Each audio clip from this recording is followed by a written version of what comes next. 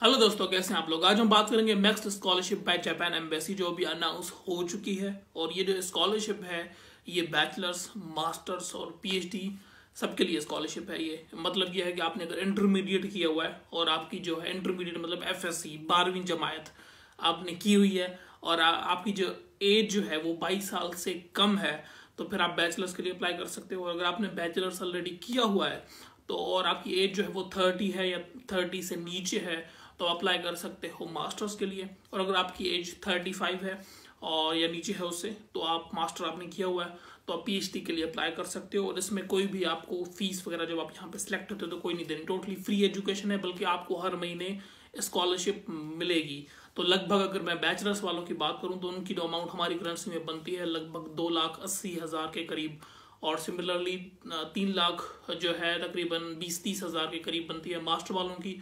और उससे थोड़ा सा ऊपर है तकरीबन पीएचडी वालों की जो हमारी करेंसी में लगभग इस रेंज में वो अमाउंट बनती है जो ये अमाउंट प्रोवाइड करते हैं यहाँ पे जापान गवर्नमेंट प्रोवाइड करती है। अब इसमें होगा क्या, मैं आपको यहाँ पे कंप्यूटर स्क्रीन पे आपको दिखाता हूँ कि उन्होंने कुछ फॉर्म्स दिए हुए हैं। आपने वो फॉर्म फिल करने हैं, वहाँ पे उन्होंने एड्रेस भी दिया हुआ है जहाँ पे आप फॉर्म भेजोगे। आप कंसुलेट में भी कर सकते हो, जो कराची में उनका कंसुलेट है वहाँ पे भी आपका टेस्ट होता है। आप फॉर्म भेजोगे फिर उसके बाद तकरीबन 2 महीने बाद आपका टेस्ट होगा। टेस्ट में क्या आएगा वो भी मैं आपको कंप्यूटर स्क्रीन पे दिखा दूंगा कि सैम्पल पेपर किस तरह पड़े हुए हैं।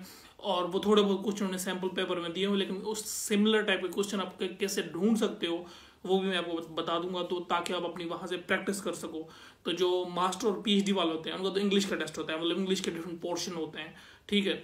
वो मैं सिंपल पेपर में आपको दिखा दूंगा। जो बैचलर्स वाले हैं उनका मैथमेटिक्स होता है, अगर आप इंजीनियरिंग के हो मैथमेटिक्स और फिजिक्स, केमिस्ट्री, इंग्लिश, ये 4 सब्जेक्ट होते हैं। अगर आप बायोलॉजी से रिलेवेंट हो तो फिर आपका मैथ नहीं होगा, फिर बायोलॉजी से रिलेटेड आपका एग्जाम होगा।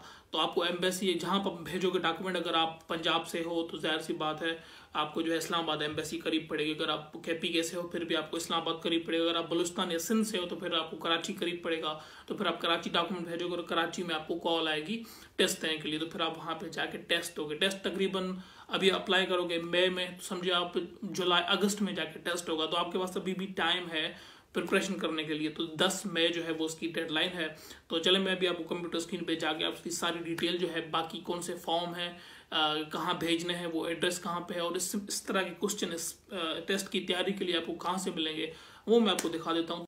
तो आप जैसे यहाँ पे आओगे, ये गूगल मैंने जैसे ही अपना ओपन किया तो यहाँ पे लिखो नेक्स्ट, लिखोगे आप next scholarship Japan embassy Pakistan. आप ये चीज़ यहाँ पे सर्च करोगे तो आपको गूगल जो है वो डायरेक्टली वहीं पे लेके जाएगा जहाँ पे ये इन्फॉर्मेशन पड़ी हुई है। तो अगर यहाँ पे आप बैचलर्स के लिए अप्लाई कर रहे हो तो यहाँ पे आप लिखोगे बैचलर्स अंडर ग्रेजुएट, ठीक है। अंडर ग्रेजुएट मतलब बैचलर्स। तो ये बैचलर्स वालों की जो एग्जैक्टली वो पेज पे आपको गूगल लेके गई, ये 26 मई जो है इसकी डेडलाइन है, ठीक है। और उसके अलावा ये जो है यहाँ से आप ये मार्कशीट फॉर्म डाउनलोड करोगे। उसके अलावा एक ओरिजिनल यहाँ पे जस्ट आप जिस भी चीज़ पे आप क्लिक करोगे वो चीज़ डाउनलोड हो जाएगी। ये मार्कशीट फॉर्म पे मैं क्लिक करूँगा तो ये मार्कशीट फॉर्म ये डाउनलोड हो चुका है यहाँ पे, ठीक है। तो आपको दिखा देता हूँ मैं कि इसमें क्या क्या चीज़ें हैं। तो कोई इस तरह की कोई मुश्किल चीज़ नहीं है, सिंपल सी चीज़ें हैं इसमें,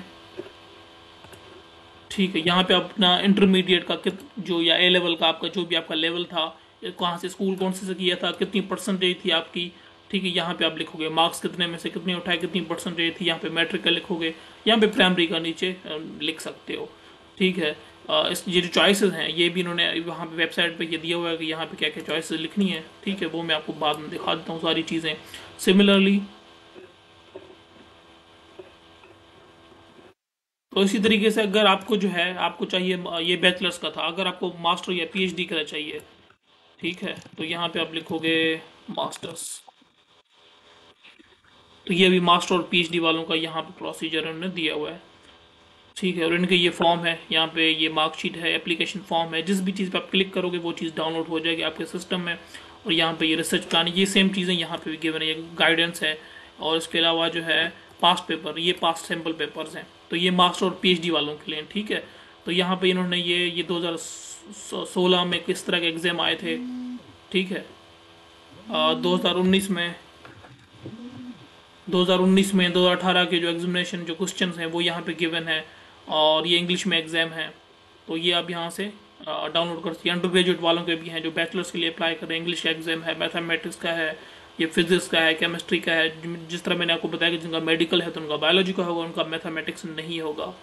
ठीक है, तो ये सारे यहाँ पे सैम्पल पेपर जो है यहाँ पे गिवन है, तो आप यहाँ से सारे जो है वो आप डाउनलोड करके आप उनकी तैयारी कर सकते हो। फिर भी अगर आपको ये लगे कि ये चीज़ें कम है तो फिर आप ChatGPT को कॉपी पेस्ट करके ये सारे जो एग्जाम है मैं खोल के आपको दिखा देता हूँ कि अब मिसाल के तौर पे ये है मैथमेटिक्स का।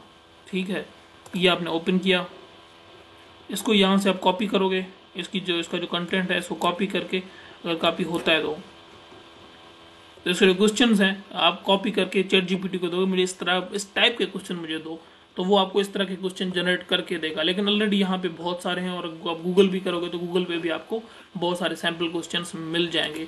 तो इस तरह जो है आप इस टेस्ट की तैयारी कर सकते हो। तो अब ये भेजने के हैं, ये सारे उन्होंने लिस्ट ऑफ डॉक्यूमेंट दिए हुए हैं कि ये डॉक्यूमेंट आपने इनको सेंड करने हैं। डेट मैंने आपको बता दी थी, इनकी जो डेडलाइन है वो कब है, तो मास्टर और PhD की 10 मई है। ठीक है, तो ये पहले है।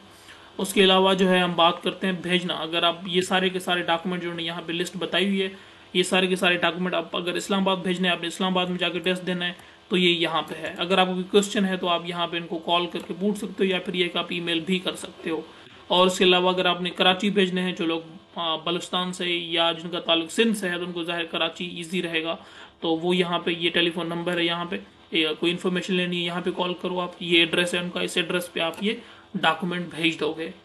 ठीक है, तो ये इस चीज़ की रिक्वायरमेंट है। फर्दर आप लोगों के क्वेश्चन हो तो आप मुझसे पूछ सकते हैं। ये यहाँ पे सारे के सारे ये डॉक्यूमेंट जो इन्होंने बताए हुए हैं कि कौन कौन से आपने भेजने हैं, यहाँ पे सारे के सारे डॉक्यूमेंट्स की लिस्ट दी हुई है, ये पूरे रिक्वायर्ड डॉक्यूमेंट्स ये लिखा है। ठीक है, तो ये यहाँ से 8 डॉक्यूमेंट्स हैं जो आपने इनको सेंड करने हैं। फर्दर कोई क्वेश्चन हो, पहले आप खुद इसको स्टडी करें, फिर आपके जहन में जो क्वेश्चन आएंगे तो यू कैन आस्क। यहाँ पे लिखा है कि एप्लीकेंट फ्रॉम कराची, बलुस्तान, कोयटा, तो वो जो है वो कराची में अप्लाई करेंगे और कराची में टेस्ट देने जाएंगे। बाकी जो पंजाब के लोग होंगे या KPK के होंगे तो वो फिर इस्लामाबाद में जा सकते हैं। ठीक है, तो थैंक यू सो मच दोस्तों। आई होप कि आप इस चीज़ से फ़ायदा उठाएंगे और अपनी तैयारी अच्छे से करेंगे। यहाँ पे सैम्पल पेपर यहाँ पे पड़े हुए हैं, पास पेपर्स, और आप यहाँ से पेपर निकाल के इनकी तैयारी करें।